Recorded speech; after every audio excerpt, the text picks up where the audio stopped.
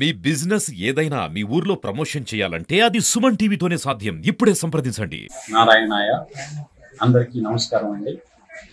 ఈ సంవత్సరం 2025 సంవత్సరం బ్రహ్మోత్సవాల్లో భాగంగా మన గుండ్లకమ్మ నదీ తీరాన గుండ్ల బ్రహ్మేశ్వరం నుంచి ఇక్కడ గుండ్లకమ్మ నది వస్తుంది. స్వామివారి నది ఒడ్డున వెలిసి ఉన్నారు, స్వయంభూగా వెలిసి ఉన్నారు. పచ్చని సెలయేర్ల మధ్య నది జలపాతాల ఒడ్డున అదేవిధంగా పచ్చని అటవీ ప్రాంతంలో నల్లమల అటవీ ప్రాంతంలో స్వామివారు వెలిచేసి ఉన్నారు. ఇక్కడ వార్షికంగా ప్రతి సంవత్సరం బ్రహ్మోత్సవాలు అత్యంత అంగరంగ వైభవంగా నిర్వహించడం జరుగుతుంది. అందులో భాగంగా ఈ సంవత్సరం ఏప్రిల్ 12, 13, 14 తారీఖుల్లో స్వామివారి బ్రహ్మోత్సవాలు ప్రారంభమవుతుంది. 12వ తారీఖు ధ్వజారోహణ కార్యక్రమం జరుగుతుంది. అదేవిధంగా ఆ రోజు గజవాహనం, హనుమంత వాహనం, శేషవాహనం ఉంటుంది. స్వామివారిని రంగస్వామికి అలంకరించి అత్యంత వైభవంగా గ్రామోత్సవం జరుగుతుంది. మరుసటి రోజు అనగా 13వ తారీఖు ఉదయం 11 గంటలకి స్వామివారి కళ్యాణ మహోత్సవం అత్యంత వైభవంగా కనుల విందుగా నిర్వహించడం జరుగుతుంది.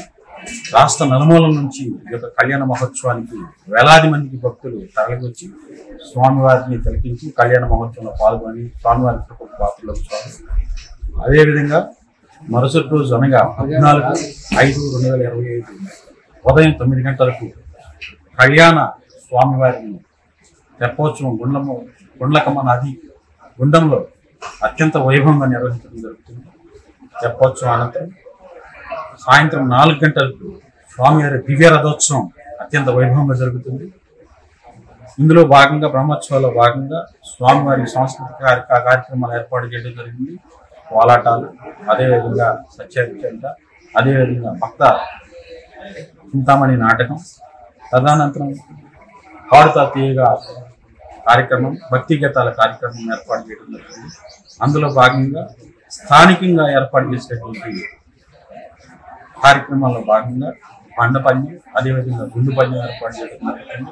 కొంతమంది దాతల సహకారంతో ఈ బండపందానికి ₹1,00,000, 70,000, 50,000, 30,000 రూపాయల బహుమతులు, ప్రథమ, ద్వితీయ, తృతీయ బహుమతులు ఏర్పాటు, చతుర్థ బహుమతులు ఏర్పాటు చేయడం జరుగుతుంది. ముఖ్యంగా తర్వాత 2016లో పక్కన కళ్యాణ మంటపం కట్టడం, కళ్యాణ మంటపంలో వార్షిక సమాధానం ప్రతి నెల 2వ శనివారం స్వామివారి కళ్యాణం ఏర్పాటు చేయడం జరిగింది.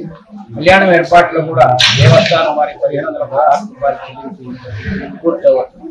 తర్వాత బ్రహ్మోత్సవాలు చేపట్టింది 1994 ఈ సంవత్సరం అత్యధికంగా బాగా పెద్ద ఏర్పాట్లతో మన శాసనసభ్యులు కూడా దాన్ని ఏర్పాటు చేయడానికి ముందుకు వచ్చి గ్రామస్తులు కావని చుట్టుపక్కల వాళ్ళందరినీ కూడా ఏర్పాటు చేసి